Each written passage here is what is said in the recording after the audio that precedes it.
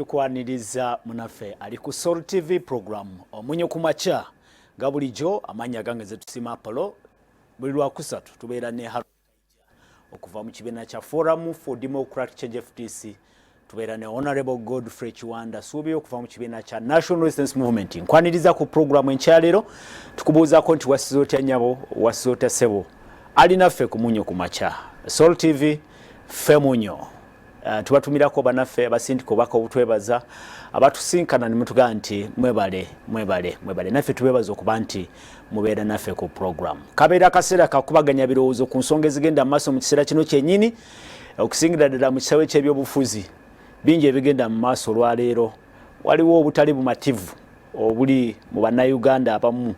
n'owulira ettemu erigenda mu maaso kubibwa amasasi abakwata mundu balaga nti sibasanyufu abakozi b'emirimu balaga nti nabo boliawo siba mativu n'emisala gye bafuna abasawo ba interns n'abasawo b'ebibinja ebyenjawulo nabo bavuddeyo okwekandaga n'okuba nti batadde wansi ebikola tetumanyi kiddako boliawo wandibanga waliwo ekibuuzo ekitanaba kuddibwamu. Twanjule era twanirize Harold Kaija tutandike program. Mikwano gyaffe abalungi abatava ku show yaffe eno njagala okutwala omukisa guno okulamusana ddala mmwe bwe tuli mu buwambe mwenna yonna gye muli njagala okubasaasira ebimuyitamu ebizibu njagala mwenna bafunyemuko ebirungi njagala okusaasira Chairman Bashir Muwonge mu kikubo okufiirwa daddi we taata we bamuziika ku Saturday olwo abagezi lwatwala essimu yange n'olunaku lwakola ki lwagiyinzibako nagenza okizula nti omulimu gw'okubba essimu muyitirivu nnyo kwamu nti yange bagijja awantu w'ekyagingirwa nga naye bangembw ate mu kkubo wazibu nnyo abaana batambulira mu bodaboda nga balinga 10 ono bwakikujja ogenda omukwata banne ne bajja nti gamba really nti kati nga bwe nagamba nti kati olwaleero bannayuganda tuli ku lulwo ono oli ku lulwo tekyali akulwanirira temuli nga ba Liverpool never walk alone kati Katonda yali ku lwaffe yembeera gye tulimu. Nagenza okuwulira ekayunga nga poliisi amagye ajja amadde ebyamalo by'amagye bastaginze road block kumpi ne poliisi ne bananyagulula abantu nga juzi sabbiiti ani mugira yatugamba amagye yatugamba nti amagye gali bulungi tegabanja bw'owulira juzi audio yono omuvubuka wa judiciary gwe bakutte ekisambira ekino nakyogerako wano omwaka oguwedde nga driver wa education yangambye tibatusasula emitwalo aga 2 yavuga bwana nali ku totale nansana najja nansibirako nangamba kajja nzize enkugwa bwe nakulengedde mu motoka ninga njaga kubulira kino obusende batuwa pocket change ziwa na $10 so nti embeera eri okujjayo kyansanyusizaamu nti lidwaliro lya Lacho hospital nina operation gye lyakoze eri omuntu yavudde Togo West Africa operation nga ina complication oba obuzibu mbubeerawo buli mu bantu abazaliwo emitwalo 6 so buli lweya balese bagikoze ga kyampadda enyongera okwagala Lacho dwaliro ly'amaanyi naye munene mwene Kampala temulyogerako likola n'ebiremwana e Kampala oyina omutwale Lacho n'atirira so ndoza mu sub-region eyo na eyakyoli ne Lango lyeddwaliro ery'amaanyi no si sub-region njagala kugamba Lacho hospital tandika okugiwa obudde waliwo omuntu yali wano emulago bamugende bamutemeko okugulu ne bamutwala Lacho omwana yali amenyese nga basaba mpira nti akutukutemeko bamutwala Lacho n'olwaliro akyasamba mupiira so nti Lacho omukulwanyisa Ebola Lacho yali ekutali so Lacho hospital ate no eddwaliro mu covid eddwaliro erisinga okubeera cheap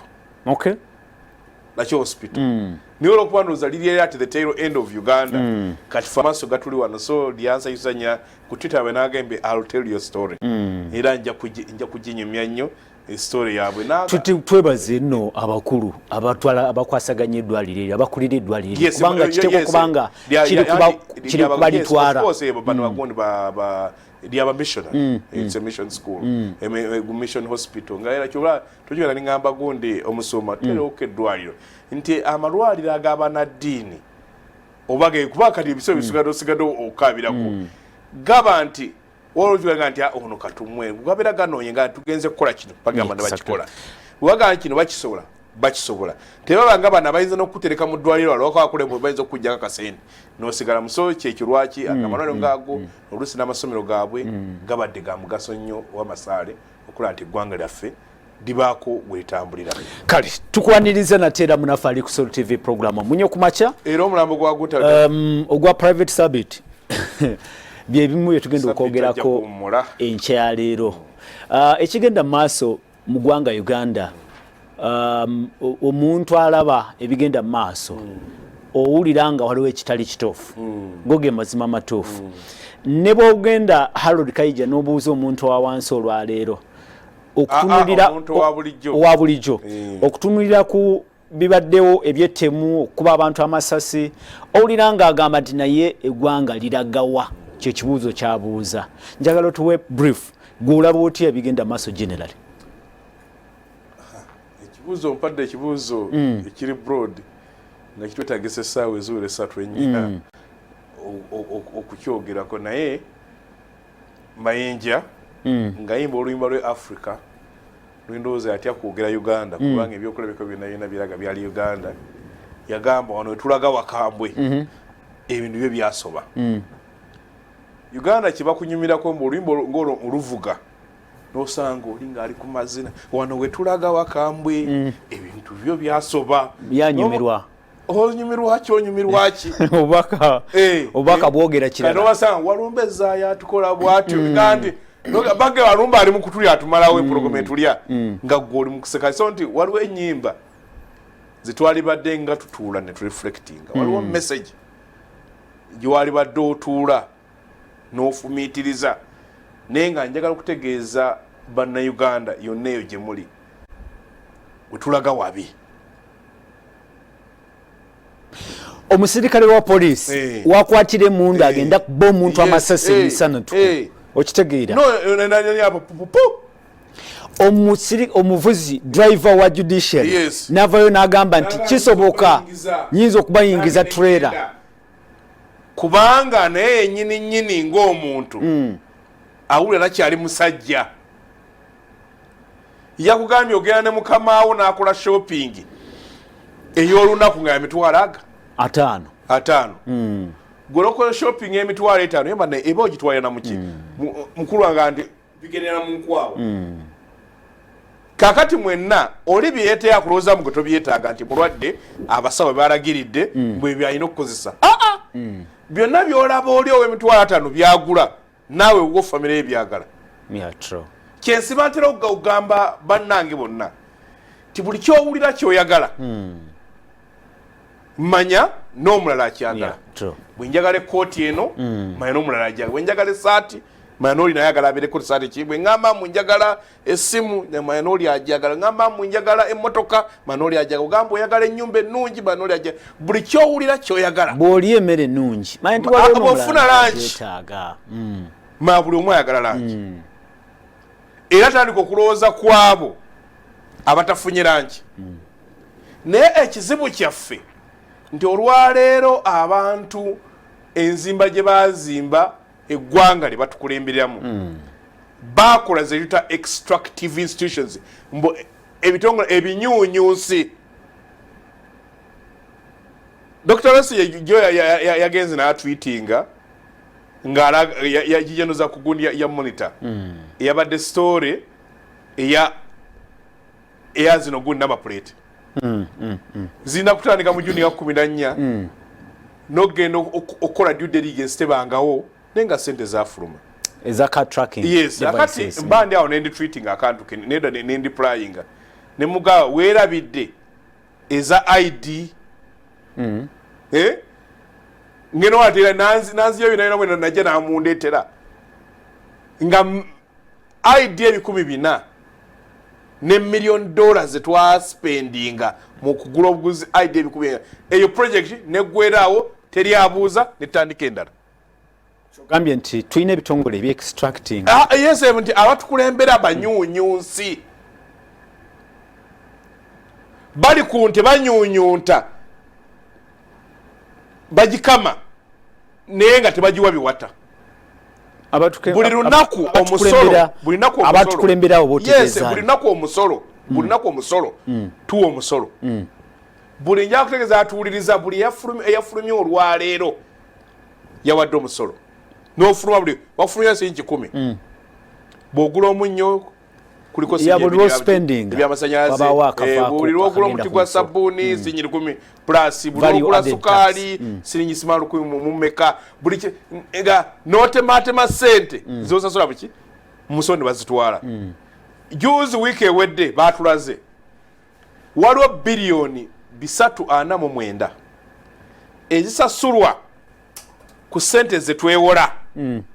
naye nga mabanja abo tetugakozesanga. Newebuuza ani ateekateeka okwewola ssente nga tetunazeetaaga okuprochualinga loan baga tatuzikuwadde ne zibeeraawo tokibakuzikozesa akalaga ati akufe ssente zaffe beera nga otukolaki biliyoni 349 zizimba amalwaliro 9. Tulina disitulikiti 39 tezinadde eddwaliro. Ssente ze tuli mu kwonoona obwonoonyi zizimba ki amalwaliro. Okutta omusajja omuwadde $20,000 gavumenti yemu esasula omusajja $20,000 yesasula omulala $6,000,000. Temuli fairness. Ne bajja n'agamba ate oli kwasasula $6,000,000 ne bamuwa motoka ne bateekamu amafuta gwe ne bakuleetanga driver oli mu kuyamba ki oweri 6,000 ne bamuwa sente za lanki z'ekyemisana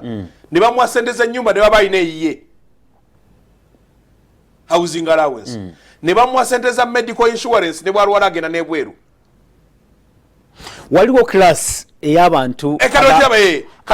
abali privilege. Yes, kati oli miliyoni z'enkaaga oba 4 oba 5 zafuna nga teetagana kuzikwatako ne bamusasulira gundi. Kaija ebintu ebyo kankujukize nti biri mu tteeka. Privileges zino ziri mu tteeka. Amateeka agakolebwa parliament. Yes, kwe kuzimba ekintu nga kiyamba abali waggulu abali olwedde obulungi ne kinyigiriza abali wansi. Ono gw'osasula $20,000 tomubuuza gy'asula, tomubuuza bw'atuuka ku mulimu, tomubuuza airtime, tomanyi bw'akuba masimu agakutuukako, tomanyi bw'alwala. Kuba just last year, I think it was 2021, bakola enongosereza mu Judiciary Act ne bawa privileges abalamuzi. Nti omulamuzi bw'awummula agenda n'omusala gwe, agenda n'emmotoka ye, agenda ne driver, agenda ne medical insurance, n'abaana be basigala basomesebwa, byonna byafuna nga ali mu office byonna agenda nabyo kumpi. Naye waliyo intern ayagala $1,000,000 n'emitwalo emeka bagamba nti nedda. Intern alina mu kusaba talina accommodation. Nedda intern ali mu kusaba. Ndi wano bannange neetese tezinya kukolera ggwanga. Eggwanga nga lye lirina ekitongole kya World Health Organization kitugamba buli dokita omu yali labiridde abasawo 5. Ffe dokita omu alabirira abalwadde bali abalwadde $5,000 abalwadde $2,000. Doctor to patient ratio. Yes. Kiba kitegeeza nti omulimu gw'abadokita 20 ffe dokita omu yagukola ki? Yagukola. Kitegeeza nti workload nene. Yes, siteja nakutegeeza okiraba bulabi. Kyova ndi badokita mu Uganda bebeera biraki? Ebintu mu lubuto. Omuzeyi nagaawo juzi wala yadawa testimony nti waliwo abantu atukana fawula kwanti okwoye. N'osalawo ani gwoleka afe, ani gwoleka alamuke. Naye baavaayo n'aga nti mu nyongezo. Kaakali nenda munne waliwo omulala asaba. Baba kuba jeke. Nenda waliwo munne asaba. Nti kanyambe okuwona akendeze wakigasigaza abantu 1,000. Wakigasigaza abantu 15,000 mugamba atonyimye ebyo si bye bikulu ngibali abantu omutwalo gumu kanana na 18 ba intern betaaga emitwalo betaaga milioni mu emitwalo abasaba deployment milioni mitwalo 2 we 1.2 sente ezo zenkanakana bilioni 24 naye wamayi mu 7 bawerezaayo bilioni 2.29 lwaki gwe sema katogamba ku bilioni 2.9 bajjeko 2.4 ziwere ki abasawo bano osigaze bilioni 4 plus kibaita sema kakwefiriza nojja lugamba awezo sente ziriwo ne oli mu kunoonya z'abayimbi bilioni 6 esobola okulabirira abasawo bano olukumula batuyambeko bakendeze pressure mu ddwaliro okumala emyaka egi esatu ekikinda maaso akati oba oli awo owa polisi n'akuba owa polisi agenda okuba omusajja amubanja n'ogwa owa polisi private yatuwa okwewonyeza sente zenkana bw'ensonga ki bw'owuliriza enzirukanya saako yaabwe ya exodus owa polisi bwedukanyizibwa police constable nga ye bamujjako sente naye okuzijja obuzibu kati batuuka ne bazibajjako ne bajja ne bazituuka ne bazibatebamu ali abateekamu ngaka NSSF akalala ngaliwo 50% gye batalina kujjayo mpaka nga bawumudde n'obuuza ate gavumenti gye bakolera ki kubanga luli emabega ne gavumenti ez'abaswayini ng'omukulu bwatera obayita baswayina bakitegeera nti wa polisi yeetaaga police primary school gundi amagye ne bagaterawo shop n'amasomero ne primary schools twalinawo zi baza UTC ngero oli bw'alabanga mu officer ng'atambulira bwereere ng'amalwaliro ddala ngegeego n'amasomero ga gavumenti aga primary nga geego kati ebintu ebyo bijjeewo kubanga kye baagala omukwata mundu abeere ng'alowooza ku mulimu gw'ogwo gwakka mukwata mundu oyo asula ebweru ng'ekuba etonnya gwapulo gwakuuma ng'olika ng'ofuluuta kati nva kulaba bano bagambye baminisita ne ba VIP mubasaba abakuumi bakyusibwe kale ekitegeeza nabo bakkiriza balanso tubula kuba mbadde nga mbiwulira batidde abakuumi baabwe empisa gye babayisa baŋŋambe kati buli alina omukuumi bw'aba afuluma asooka n'alingizaako mu ddirisa amulabe muddu muddu ogirabira ku feesa yes muddu sogiraba bw'amulaba tasanyuse tafuluma kakati luli kibadde kyakweyagaliza naye kaija nze obweraliikirivu bwange buli nti obutali bumativu buno buba nga butuuse ku bakwata mundu mu bakwata mundu bwe kibanga kituufu kuba batugamba lindako abamu batugamba nti bano batabifu wa mitwe balina ebizibu ku mitwe waliwo abamu abagamba nti bano batabifu balina ebizibu ku mitwe okitegeera kye ŋŋamba naye nga bwe kibanga kituufu nga balamu ng'obusungu n'obutali bumativu butuuse mu bakwata mundu olio omulalu yagenda neyewola akabantu polisi yamaze negamba nti neyamwala nakigala nga akyamumanyi nti bakebedde ne basanga lazima yali ki so nti akati otulidde okwokwewula abadde akyali mulamu n'okwokwewula nkubaddeko issues omusajja yankubidde ejjessimu nga ŋŋamba okwogera nti kati watandisawo ne bukampuni kajja mu kitundu okubawula bagee kalina teeteeyo yabungenga 3 ne bagamba gulawo akawunti mitwalo 2 gulawo gondi simala sente bweziti ogenda okakana emitwalo gyo ngaaga bakakuwadde ne bakutambuza omwezi sente bazimu kuzikuwola gw'omala omundu galuteko abantu emitwalo 2 akuŋŋanyiza capital gwawula abantu 100 ezo si milioni 10 ye akati ye ngalanga n'okukola ebibye biri wano muki naye bandi bannanyini sente ezo kubanga olwa ne bwowulira zibayita domestic loans eza Uganda abantu ata abajje sente mu gavumenti kakati olwokuba mubategedde mu economy gye bateketekedde enfu ne babaako obuofiisi bagenda bazikwasa abantu ne baziwola abantu ku magoba amabi ebintu by'abantu bitwaliddwa kuba mayumba motoka ekyebuzibwa nti abakuumaddembe nga bwogambye kiki ekibajja ku saako zaabwe kuba bonna balina saako amagye galina wazalendo saako poliisi erina exodus saako kiki ekibatwala mu bamanerenga abasirikale abawansi kiba kitegeeza mbu atuukayo banne ne bamuzibuwaliza okufuna sente ezo kakali n'asanga zino zetutashaka nga zasamye mpe gundi mpe nte embuzi ku nte embuzi ku nte kati omuntu agenda okula bambi waba ali mu buzibu ozikwata muto wange nga yeewola abantu miliyoni zaali 2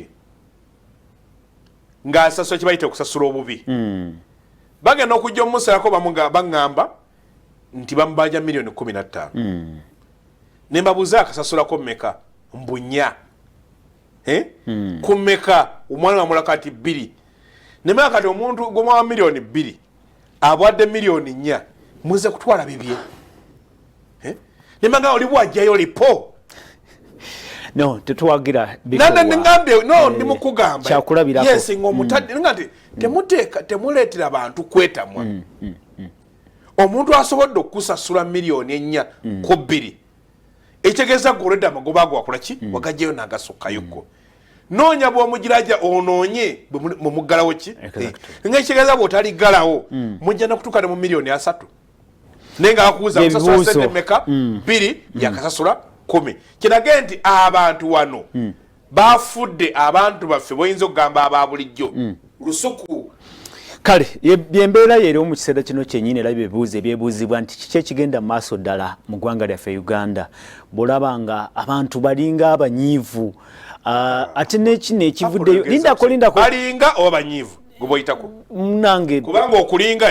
obanga azannyamu obuzannyi abantu banyiivu abamu banyiivu kankijeyo bwenti abasinga obungi abasinga obutono sina bwensolo ekipima nze nga munamawulire sina bwembanga tewali survey kale naye kyeŋŋamba bwana Kayija abantu bolaba mu bantu boyogerako n'owulira obusungu nga si bamativu n'ebigenda mu maaso n'olaba nga ne mu bakuumaddembe nayo kituuse nga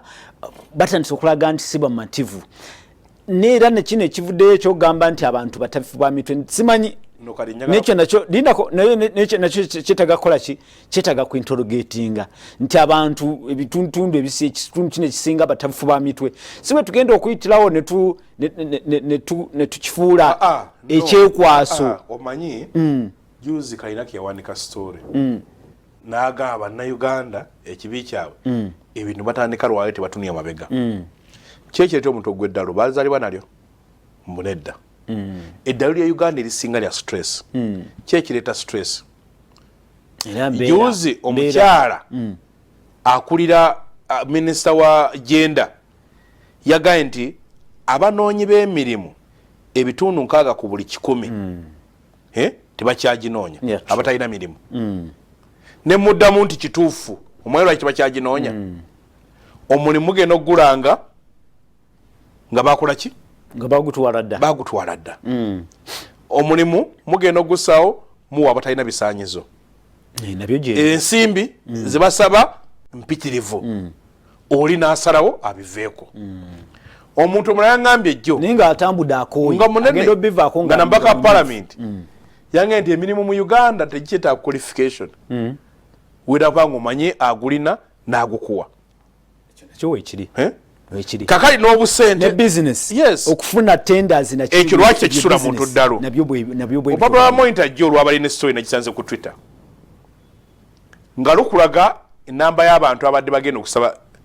emirimu I think nga bagenda tulo opapula gundi aptitude test nagenza okugabizaamu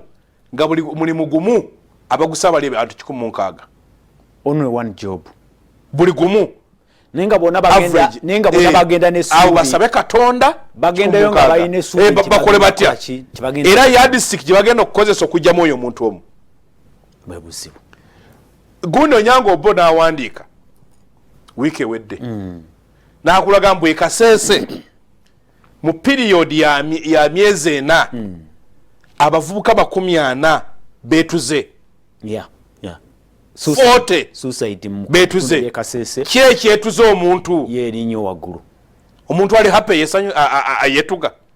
kyewuunyisa waliwo ripooti ezafuluma juzi ndowooza emyaka ng'esatu emabega bannauganda be basinga okuba basanyufu obadde osomanga omusirikale yesse abadde omu abadde babiri mu Kampala muno mwe mwali omuntu yalinnya ekizimbe kya Workers House n'avaayo neyekuba ekigo kati efuuse issue olw'okuba abantu kakati obusungu butadde ku bantu abalala be balandise okulowooza bebalidde ebizibu luli abantu kye badde akola ng'amabanja bagamugira nga anywa obutwa oba ng'akola ki nga yetta kakati nga ensonga ezamuletedde ekyo oluusi nga baliga oyo yesse nga tumusa ku numbers bubadde nga abasirikale betta badde batugamba bubalina stress smart trauma biki nga buli omu nga byatugamba nga byetugenda mu maaso so tugamba nti seriously waliwo ekizibu ekinene ekiri mu ggwanga abatono betukolera abatwala ebyaffe abatufuula abawambi bataagala kulaba kati balanise kutya bagadi ekikulu si kutya gadi kuba negoba nakuwa naye asanga embeera nga bagenda mujja mu ggulu era ajja kuba yakyuka manya nti omuntu ekisinga obukulu omuntu ono yeetaaga ki nakugamba omulamuzi yavuga omusajja n'amutuusa embala saamukunyumiza n'amusula ku woteeri amwe agenda ogikebera ebbeeyi agenda okudda eno ye ng'avuze akoze eki agenze tamugwire kyamisa tategedde musajja bw'asuze bwe yamuza ne Kampala n'amubuuza obira amatugga n'amuwa 50 saamukaaga gw'ekiro omusajja akufira simasaidi ze ntinde eyo munda eyo omugambi mwadde 15 gwolowooza musajja munno agenza asanyuse agenza alibi kati olina ajja n'agamba ebi akati alina otuuka alawensi bwe zigayibwa kati owulira nti abasirikale abakola ku palamenti babwa miliyoni 1.5 ku top up naye akati oyo tebakyuka waliwo bemanya amazewo emyaka 10 ne bakyuka abamu waliwo bemanya amazewo ki abalwawo abalwiriddewo gwe wali nga tonalinyawo nga bamanye kali ngono omukyala gwe wayita oyo afanda oyo okuva 2008 mula ku palamenti kakali n'aba nti ne bw'aba alina ranka ntono obulamu butambula bulungi so ndife gye tulowooza bwakyuse bwa parliament ne bayiwa weetaagawo kibata salaries board review commission ne board esalawo baani abafuna ki buli omu ebyetaago ebyenkana ki tusaasaanye ssente ezo buli omu awulire ng'azirina gap omuwaatwa oguli wakati w'abalina kubanga tesaawa zino eggwanga lino ligenze mu saides luli twali tuzita abanyigiriza n'abanyigirizibwa naye kati waliwo saidi ey'abalina n'abatalina kaakati kyembadde njala okugamba Kayija nti bw'oyogera ku kya salaries commission wa salaries board kikola ku bano abafuna emisaala gya gavumenti n'abalala naye waliyo abantu abangi bano abasinga bali mufumu ne mukugamba gavumenti yewa takes the lead kisookere mu gavumenti era byekyusa lwesa obiragira abalala bikole bw'oba gwe tobikola tolina bw'olagira babikole waliwo banka emu gyeraga nga agikule amafuna milioni 15 nga swipa wamitwalaga mu Uganda waffe muntu afuna milioni 10 omwezi naye ezo teziri inclusive olwabiri byonna byenagambye twawulira gundi oliwo ku kisaawe nti afuna zaali 7 yes naye akali mwolowooza tekuli motoka tekuli atime tekuli nyo teziri okwo ezo ebirala ne bagira benefits wayise benefits kyoyogedde nti gwanga lirimu side bbiri kuliko abalina n'abatalina ensi endala nabo si bwe kibeera no kati ankubuulire ensi ezaagala obwenkanya ekintu kyonna ekireeta obuzibu tulina mu nsi butaba na bwenkanya ffe mu economics tugamba what causes ekireeta obutabanguko yengaba n'embi singa olajja n'atukasukirana ekizike negamba mu gotwalako 15 gotwale na kitundu tokuba jeke ugagole gundi buli jafu ngatonyiga mga nawe kakana ndi mukagamba gwo kakane ndi mukutwala kudugana mitwalo eji ina kitundu kumpi wa mitwalo 5 so kati nti obutali bwenkanya engabanyembi bwebuviridde embere eno gye tulaba kirete ekizibu kyoli mukulaba era omuntu yenna ali serious ayagala okusolovinga ebizibu bya Uganda n'ebirala kwe kutandika okuba ekifaananyi nga buli omu yeerabamu ekya Uganda nga buli omu yeerabamu nga ffenna mwetuli oba nga buli omu alaba naye alina essuubi eritambula bajuze era olupapula lwafulumya ozeera ali monitor kuba yende okusoma nega nti mu Uganda tulina aba biliyoni ya 1,500 15,000 no 1,500 yeah 1,500 yeah nga bwogenda okuba okubeera population ya Uganda nga bali 0.00033 ku 0.0 kirega kyekyo nti busirikiti abanene nnyo abasinga obungi baliki abasinga obungi tebalina kakati bano kyovola nti Kampala ekizimbye ebibyola bifensi batya aba batalina oba be bazinyagako nalabye Sara Birete omumanyi ng'ajjukiza PSST owa Ministry of Finance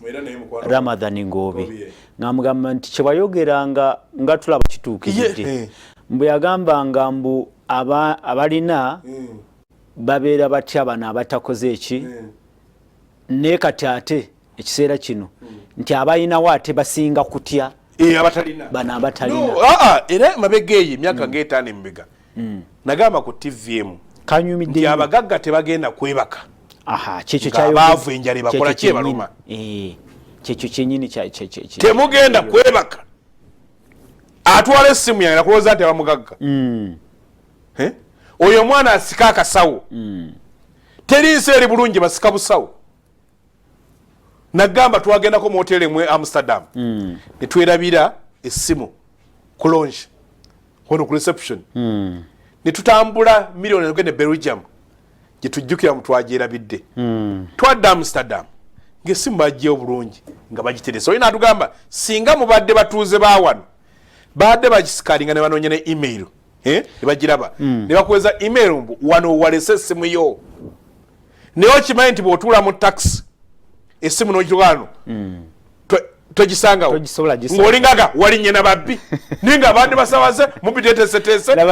labayo Sara keyayogedde keyajjukizza Gobi yagambye nti wagamba you predicted in Uganda the poor do not sleep because the hungry they are hungry and the rich are no longer sleeping because they are scared the poor are awake nti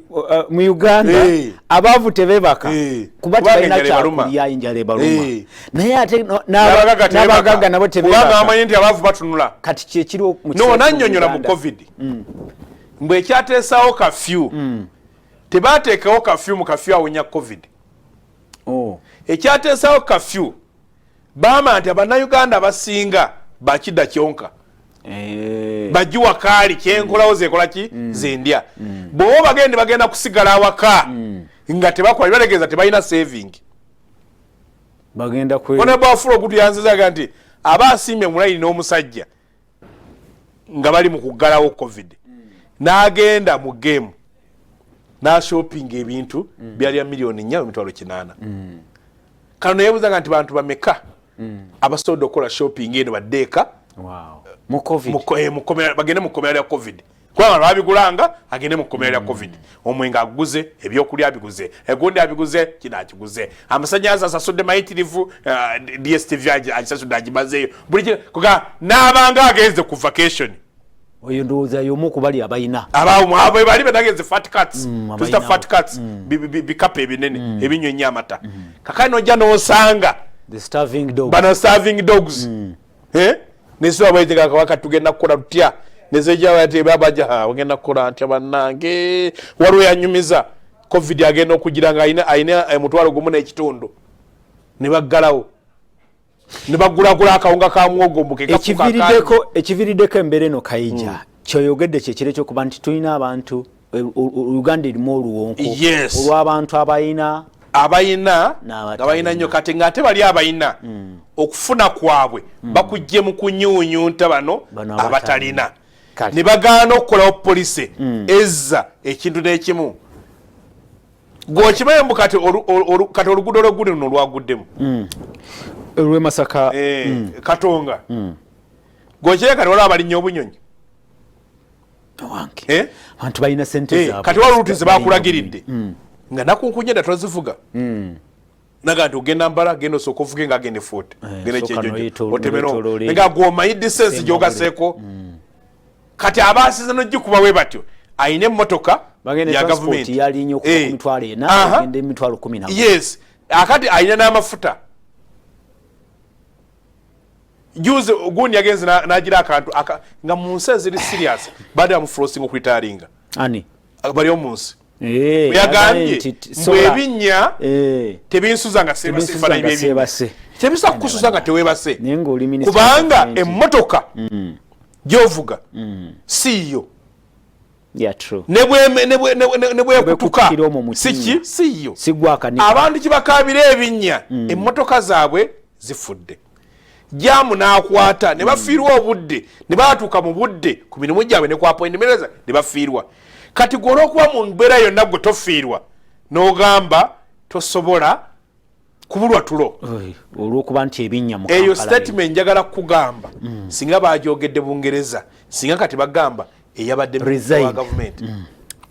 kale ali Soul TV program Omunnyo Ku Makya yegenda maaso amanya gange zetusima Apollo Harold Kayija yamyuka Ssabawandiisi w'ekibiina ekya Forum for Democratic Change FDC owa NRM Honorable Godfrey Kiwanda Suubi ansindikidde ka message oluvannyuma n'angamba nti afunyeemu olugendo lw'amangu mu bitundu eby'Masaka atasobodde kubeera naffe naye tugenda maaso n'okubaganya ebirowoozo ku bigenda maaso mu ggwanga Uganda nga obutali bumativu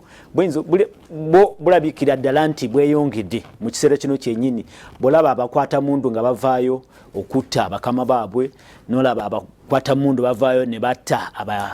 ababawooza ensimbi ne mu bantu bennyini ababulijjo olabira ddala nga mulimu ekitali kituufu ne tulowooza nti obaolyawo tusale amagezi tukyogereko tulabe ekisa ekisobola okukolebwa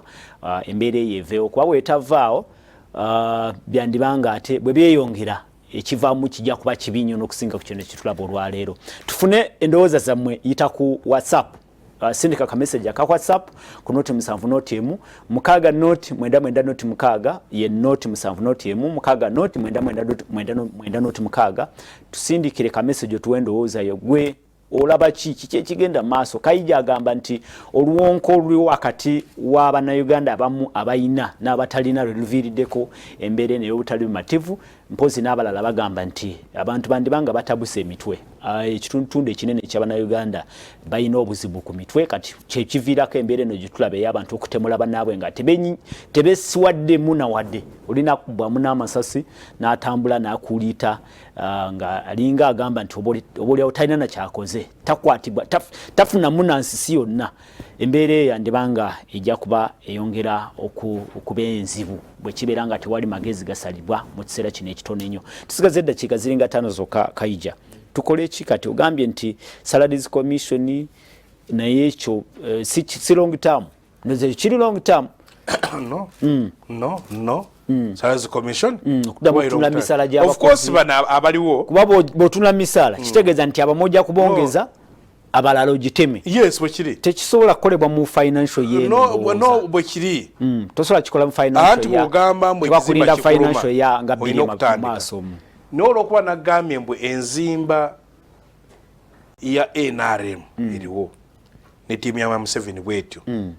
nti abantu abasinga balina kubeera baddu bakolera abatono yakulooza mbu tebakimanyi lindako olina gwoyogeddeko tobanga okola allegation of allegation nzimba ya Museveni yes ya tiimu ya government eyo si capitalism si nkola mu nsi n'endala no but you see omulimu gwa government ate soogo omulimu gwa government soogo omulimu government erabwa bungeri ki bweyamba omuntu ow'okutaka okubeera obulungi. Omuntu alina okuba nga obwavu akoma buuliyako mu nnyumba ye, nga bw'afuluma ennyumba ye yeegazaanya ebyobugagga bya gavumenti ye, mu nguudo ennungi, mu traffic light mu security, mu masomero amalungi ng'ate gasoboka, mu malwaliro amalungi. Juzi nasanze mu mawulire ng'omukyala anoonya $1,500,000 okujjanjabwa. Teri wa gavumenti anyega. Ojjukira abaana be baakuba mu mawulire nga balongo babiri ba myaka 7 nga ya breadwinner. Abagenda obbayamba baali bannauganda ba bulijjo ne gavumenti ekolaki. Gavumenti ekola abantu abo abaga nti waliwo gavumenti. Kuba gavumenti ekola ku welfare abantu. Abawo ku ttaka. Polisi za gavumenti ezisinga zirina kuwulirwa ezo. Ne kati olwaleero nti n'omugagga n'obugagga bwe bukoma mu nnyumba ye. Olufuluma abweru nga security. Insecurity. Olufuluma abweru ng'emmotoka y'ekutuka olw'ebinnya ebibi. Olufuluma abweru aga nti sente zonna zaabaddewo naye abasawo baali beekalakaasizza.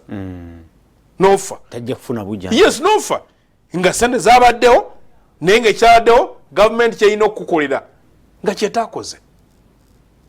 So eno structure tekiva ku capitalist economy gye twadoptinga. It's not that. Mu nsi tewakyaliwo gye tuna purely capitalism. There must be an element of socialism. Tosobola gamba you privatize ebyobugagga bifuuka byammwe. No socializing amabanja. Mwe byobugagga byonna byabatono assets. Kakati ate ebizibu ebivaamu debts muffe abangi betusasula. Ne bajja nakutegeeza mwasinga obungi buli omu mu Uganda kati olina akadde kakwamuka n'ekitundu n'omwana eyakazaalibwa olwaleero. Nojja n'owulira kubanga okyalina bagge nti abantu 14,000,000 tebafuna mazzi amalongoofu naye ng'ezo ntono kubanga abantu abafuna amazzi amalongoofu ku Bubosi si bitundu 86. Siraje bw'amatulaba agamba nti ekiri wanne agamba nti ekiri wanne Uganda kyewuunyisa. Agamba nti olaba n'abakuuma ddembe nabo batandise okunyiiga twekaabireko. Siraje tukutume. No Siraje, ne Siraje as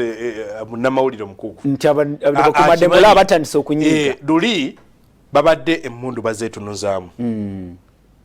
Nkulagiridde bali abakuta obutwa ne babunywa. Emabega eyo waliwo omusajja bamuyita Kasoma. Era avudde bweru nga sente ze zikoze eki sente ze wano bwe yazirekera babazisi bagamba yali teyasoma n'afuna sukugu n'agenda se yata family naye n'akola ki naye that was a serious scandal. Obadde obiwulira yonna waliwo omukadde omu gwe baŋŋambye mama nge yadda amunyumiza etumya nagamba ye alina abazzukulu abaana be kakati bw'aba talina ssente ng'agamba nti omuzzukulu mulwadde akubira Apollo omuzzukulu mulwadde kakati ng'oweereza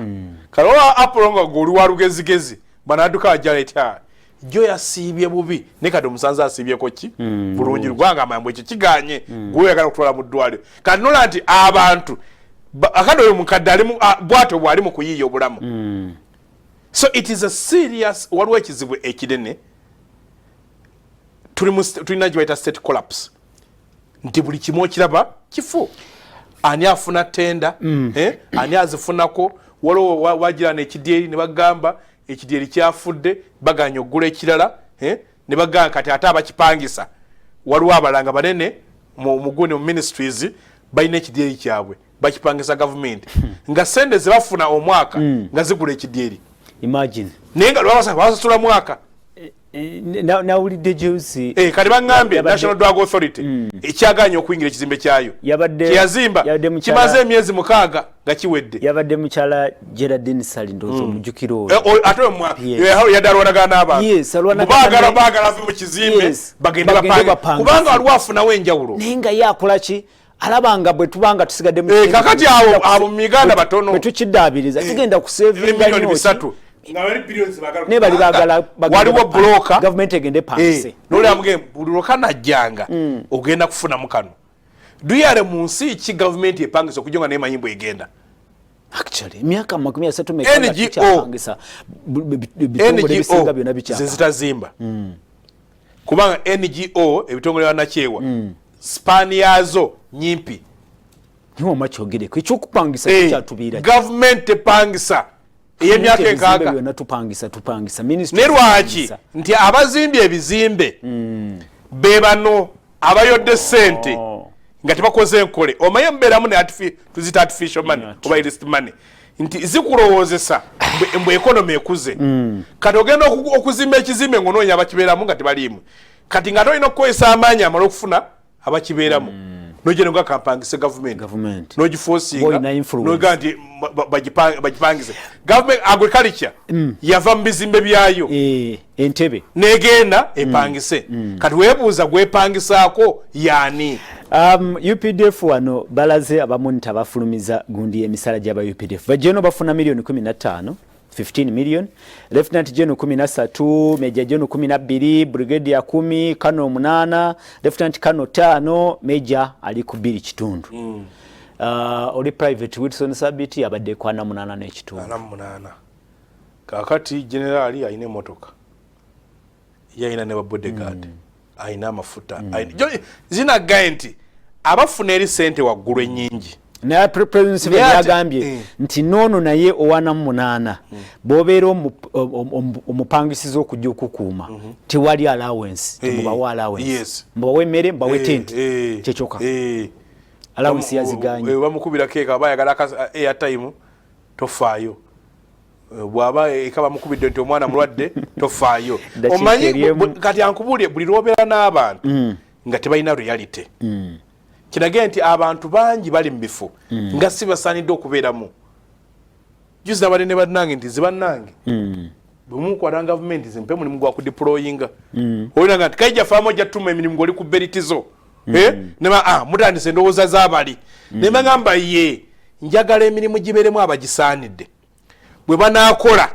ekonomi ejja kugejja naawe obeere bulungi ne bw'onaabeera nga tolina bukugu ojja kuba gwe nyini gwatulemesa abantu bangi bali mu bifo nga tebasaaniddemu wone karakita y'okubeera omukulembeze abeera considerate ng'alowooza ku balala bannauganda ke kaseera tukozese eddoboozi eryawamu okusobozesa abali mu buyenza batandike naffe tulowoozaako ono ye awalike atuwadde erinnya awalike nti gavumenti eringa ekolanga mubiri abakusiiwa wotakula kakati bwotabeerako pressure ekolyako pressure otherwise wala Trump naye yagala kusigala mu buyinza buli omu yali agadde abusigaze abeere bulungi naye pressure gy'ogissaako walabi olaba Ruto olaba bwafaala ennaku zino yakozeemu akoledde damulandi nti ebintu biganya wagamba bwoti gavumenti ekolera ku pressure bw'otagisaako pressure then you are finished so no kyeŋŋamba nayegala nti eggwanga liri mu katabaaguko ate ffe abaasoma sente ziyina ensonyi ezitya tezibeera wali katabanguko kyova olaba mbu olwaleero gavumenti eringa eweddemu Bank of Uganda yagambye ndi batasasula trillion 3 ez'abantu aba bulijjo bano abaffe wano ababanja gavumenti kawedi ba supplier kubanga buli supplier otamuwa sente naye abamuwa tabawa nga kagenda keetooloola wa bodaboda nga mga tojja kuntwala owa renti nga mga sijja kusasula owekusomero nga atajja kusasula nga kijja kyetoolola ogenda okukasanga nga ebyenfuna so nolwekyo nti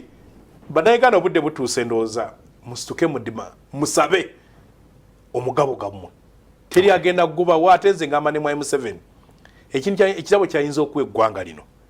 kwe kutandika okutuula wansi akkirize nti obudde butuuse Katonda yamuwa okuyitibwa kwali kwa kununa ggwanga okuyitibwa kwataamwa kwa byanfuna agenti banneekaazire wali nga Banyerere bakawunda agenti abala bakwatemu tusobola okutereeza tweyanza egalaba TV Kaija agamba tusituke naye ate tugoberera amateeka tukikole kyonna nga tugoberera amateeka baagaliza olunaku olulungi tuddemu tusinkana olunaku olw'enkya bwe bitambudde beere bulungi.